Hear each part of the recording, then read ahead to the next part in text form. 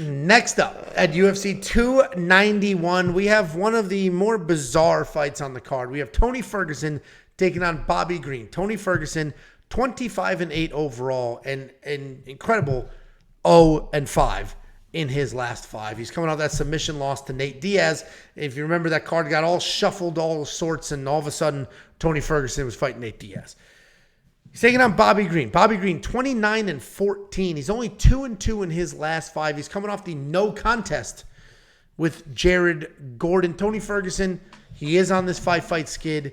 He hasn't won a fight since an eye injury to Donald Cerrone in 2019. In his prime, the dude was unorthodox. He was accurate with his strikes. He was submitting people, dropping. He was doing whatever he wanted to do. He was on a 12-fight win streak. He's tough as nails. He still is tough as nails. He's got insane mental fortitude. The biggest issue with him, though, is while he does have the tools to pull off an upset, right? He still can strike. He still can grapple. He's still slick.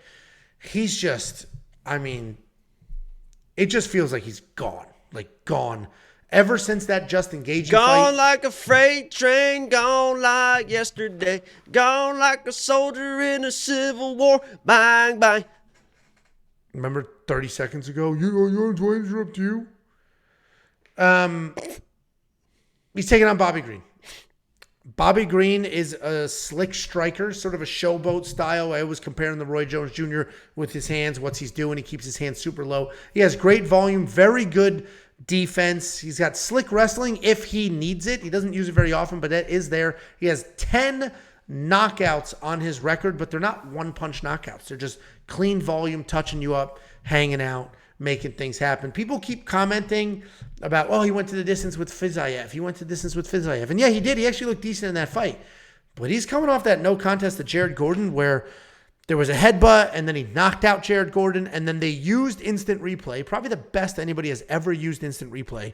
They looked at it. They said, oh, that was a headbutt. Let's make this a no contest. Well, I think the Patriots thought it was better back in, 2002, something like that. Anyway. Tuck rule. Yeah, I got it. You get it. Justin Tuck, yeah. What? Anyway, I think Bobby Green looked pretty bad in his last fight. I think that headbutt might have saved him from a loss. And a lot of people are talking about that. We have a split boat in the comments. We have people saying Bobby Green looked terrible in his last fight. How could you possibly blah, blah, blah, blah. And then we have people saying, dude, Bobby Green hung out with Rafael Fiziev. He's there. If he's hanging out with that killer. I think both of those are incorrect statements and comparisons. You're comparing him in a fight a few years ago against Fiziev. It's years have passed. He's a different person. He's been knocked out cold since then. And then saying he looked bad in his last fight, yes, he did. But Tony Ferguson is like 25% of what he was just a few years ago. I think Bobby Green just runs right through him. Tony Ferguson's tough. This fight will go a little bit. He'll fight as long as his body will let him fight. Like, he's not going to mentally quit, but I think Bobby Green just lights him up. What do you think? I don't know. It sounded like you really didn't like Bobby Green in this fight, and then you said he's just going to destroy. No. I think he destroys Tony Ferguson. People just doing that. Well, he Fiziev, and then I don't know. I think Bobby Green destroys Tony Ferguson because of who Tony Ferguson is. I guess is my overall point here. It's hard to get improv. I get it. Junior Ranks with the $4.99 says, my money is on Tony. He looked good in his last lightweight fight versus Chandler fight till the wild KO. And the reason I highlight that, and we appreciate that $4.99, is that you're exactly right. The last time he was at 155 in the first round, everyone was like, oh my God, Tony's back.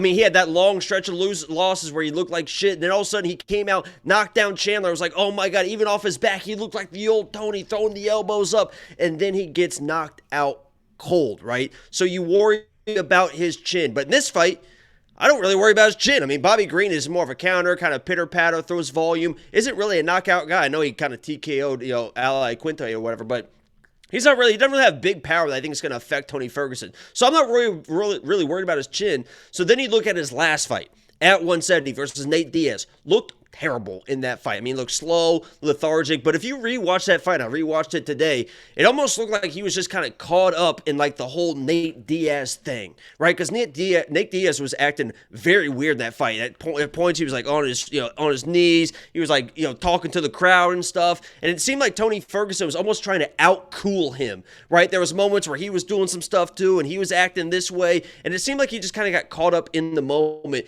in that fight. And by the time he realized, oh my God, I'm losing that fight, now I need to wrestle, the first takedown he shoots, he gets guillotined because Nate Diaz said, the only thing I was working on in camp was guillotines because I was supposed to fight Chimaev, and that's literally all I was working on. And so Tony Ferguson finally takes a shot. But the last time he was at 155, he was durable. His hands looked good. His elbows with it. He looked in this fight. So I would not be surprised at altitude again if Tony Ferguson comes in and it's just surviving in the beginning and then turns into the Tony of old and just kind of wears down. Bobby Green's durable as well, and I'm a big Bobby Green fan. I love his style. I was saying that he was good. I mean, I thought that he was going to make a nice little run here. I actually think I picked him against Islam because I was like, oh, he's a pretty good wrestler too. People don't realize how good of a wrestler Bobby is.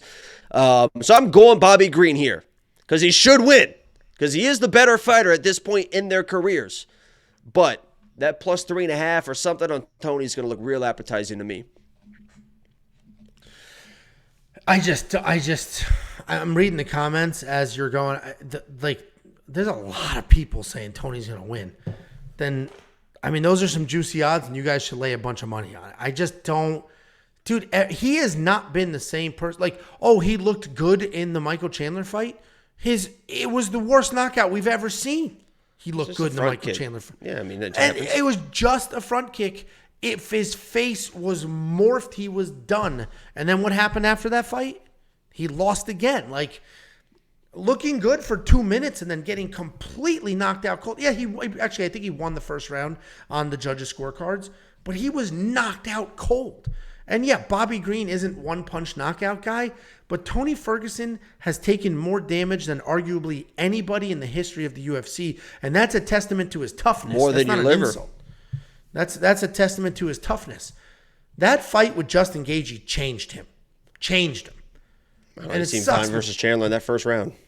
And then what happened? It's an insane argument to make. But it was just a front. I mean, it was just a front kick. I mean, it happens. You look good and just get hit with one shot. I mean, it's just a random front kick that hit him.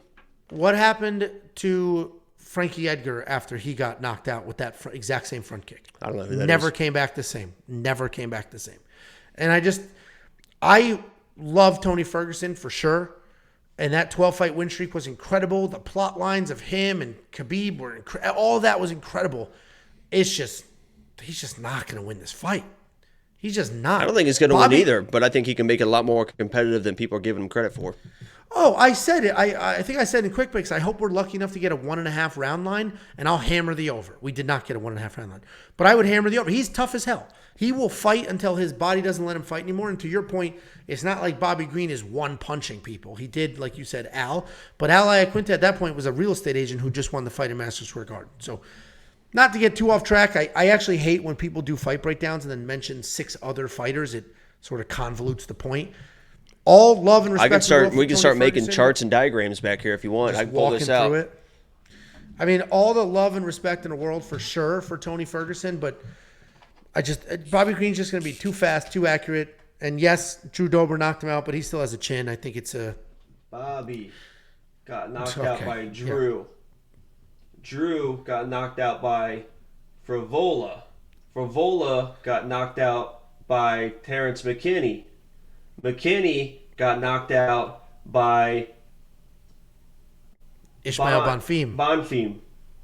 Bonfim got submitted by Saint Denis. Saint Denis beat... He lost to a no-name regional guy because he did a spinning back. No, he beat Stolzfus. Stolzfus beat... you're not gonna get your way back to Tony Ferguson. It would be no. You gotta get back to Bobby. So I can get to Tony Ferguson. Wait, who is this? I can't read my writing. Bonfim. Stolzfus. Dustin Stolzfus. This is Stolzfus beat when he was lock of the week. He beat fucking. I can picture him. I don't know his fucking name. All right, we'll continue at some other point. That was incredibly impressive. Good job. I'm trying to remember his name. I wouldn't know who he fought though. So even if we got there, I wouldn't know. Hey, I figured it out. Your microphone is stupid loud again. You have dynamic gain on.